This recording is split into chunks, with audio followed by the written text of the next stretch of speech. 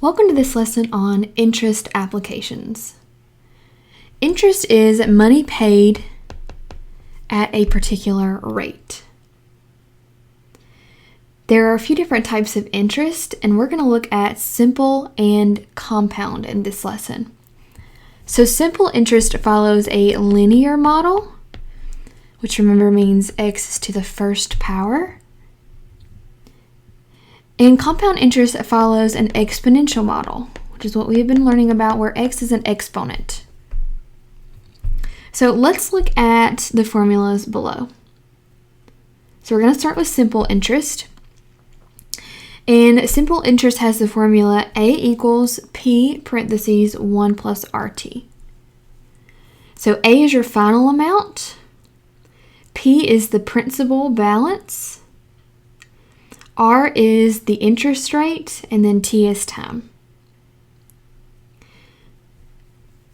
And remember, your R is going to be a percentage that you need to change to a decimal in order to substitute it into the formula. Okay, so example number 1, a student loan has a 3% interest rate, that's your R. If you borrowed $5,000, that's your principal balance. For 9 years, that's your T. How much would you pay? All right, so A is how much we're paying. That's what we're trying to find. We started at $5,000. We need to change our 3% to a decimal, so 2 to the left, 0.03. And then our time is 9. All right, so we need to simplify here first. Let's multiply 0.03 times 9. And that gives us 0.27. And then we can add in the parentheses 1.27. And then you can just multiply in your calculator. 5,000 times 1.27. And that gives me $6,350. So at this interest rate, after 9 years, a student loan will actually cost you $6,350 because of that interest that you're paying. All right, number 2. Theo took out a bank loan with a 4% interest rate, that's our R, to pay for a boat. If he didn't pay back the loan for 5 years, that's our T. And he paid the bank a total of $1,800. How much did he initially borrow? So this is a little bit different because we know that this is our final amount. This is our A. So this is what he paid. We're trying to figure out how much he initially borrowed. So that's our P. We don't know that. So 1 plus 4% as a decimal would be 0.04. And then our T is 5. All right, so let's simplify here.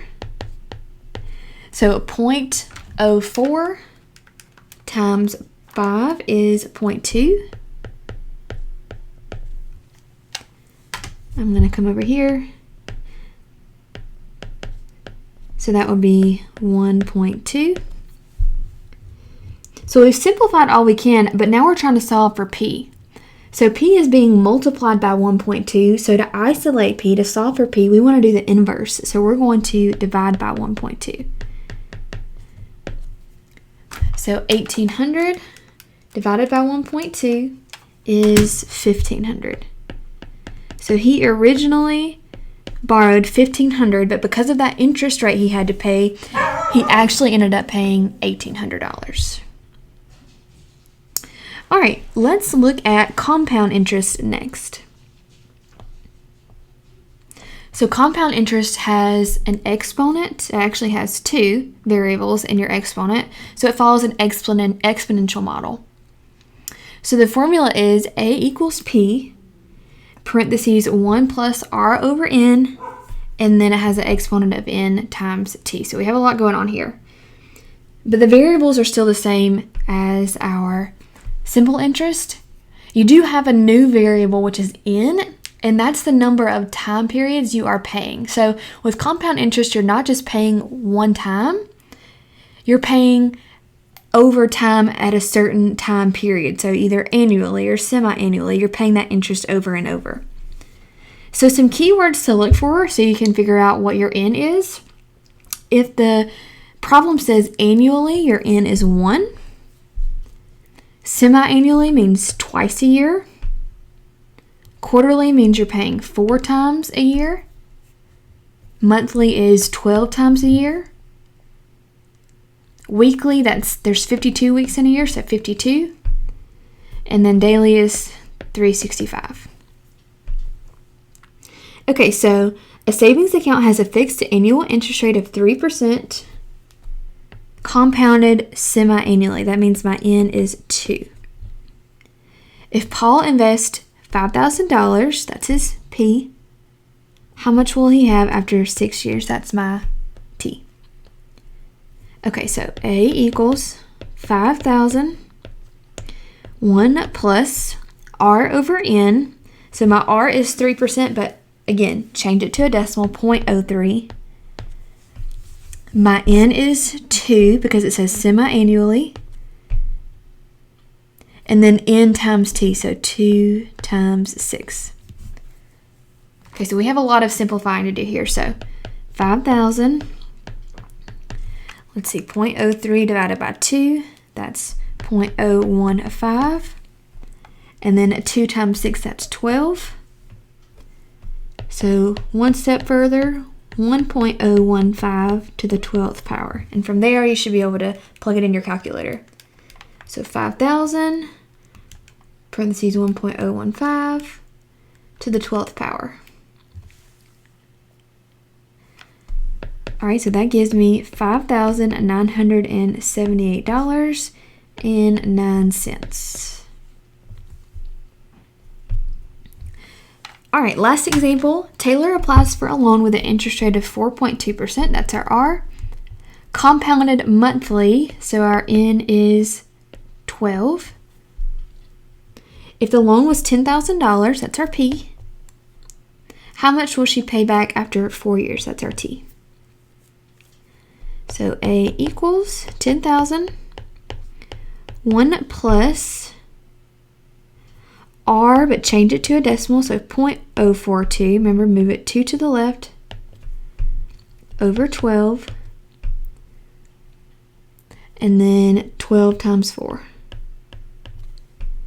Okay, so let's simplify here. So 0.042 divided by 12, that gives me 0.0035. And then 12 times 4 is to the 48th power. I'm going to add inside the parentheses, so 1.0035 to the 48th power. All right, go ahead, grab a calculator, type that in, see what you get. 48th power.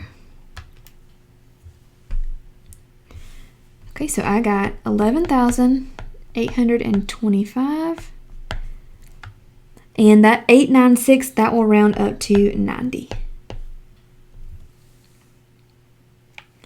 All right, you can go ahead and stop the video now and complete your practice.